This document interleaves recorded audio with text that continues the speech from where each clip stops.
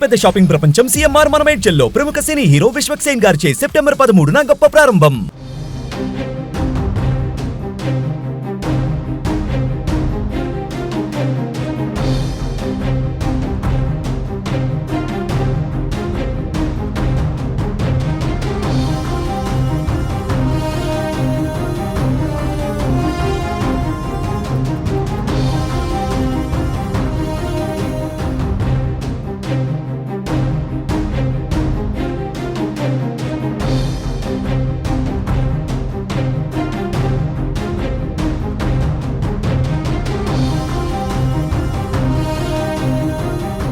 Party మారిన BRS ఎమ్మెల్యేల అనర్హత పిటిషన్ పైన తెలంగాణ హైకోర్టు తీర్పు వెలువరించింది.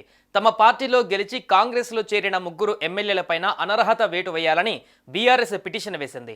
పార్టీ మారిన ఎమ్మెల్యేలపైన 4 వారాల్లో నిర్ణయం తీసుకోవాలని స్పీకర్ కార్యాలయ కార్యదర్శికి తెలంగాణ హైకోర్టు ఆదేశాలు జారీ చేసింది. అప్పటిలోగా నిర్ణయం తీసుకోకపోతే సుమోటో కేసుగా విచారిస్తామని పేర్కొంది. పార్టీ ఫిరాయింపులకు పాల్పడిన ఎమ్మెల్యేలపైన స్పీకర్ అనర్హత వేటు వేసేలా అసెంబ్లీ కార్యదర్శికి ఉత్తర్వులు జారీ చేయాలని కోరుతూ బీఆర్ఎస్ పార్టీ ఇతరులు దాఖలు చేసిన పిటిషన్లపైన హైకోర్టు తీర్పు వెల్లడించింది.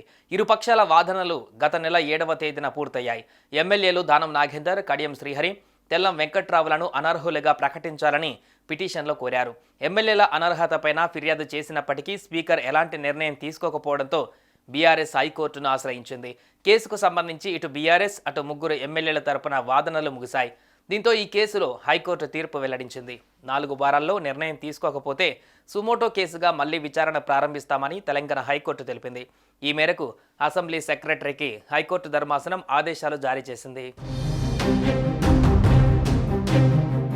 బీఆర్ఎస్ తరపున గెలిచి కాంగ్రెస్ పార్టీలో చేరిన Station Ghanpur MLA Kadiyam Srihari, Khairatabad MLA Danam Nagender, Bhadrachalam MLA Tellam వెంకట్రావుపై అనర్హత వేటు వేయాలని బీఆర్ఎస్ ఎమ్మెల్యేలు పాడి కౌశిక్ రెడ్డి, కేపీ వివేకానంద పిటిషన్ దాఖలు చేయగా, దానం నాగేందర్ పైన అనర్హత వేటు వేయాలంటూ బీజేపీ శాసనసభ పక్షనేత మహేశ్వర్ రెడ్డి మరొకరు పిటిషన్ దాఖలు చేశారు.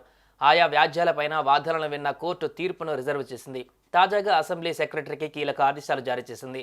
హైకోర్టు ఆదేశాల ప్రకారం స్పీకర్ కార్యాలయ కార్యదర్శి 4 వారాలలో నిర్ణయం తీసుకోవాల్సి ఉంటుంది. సుమన్ టీవీలో మీ పర్సనల్ అండ్ బిజినెస్ ప్రమోషన్స్ కోసం కింది నెంబర్కి కాంటాక్ట్ చేయండి.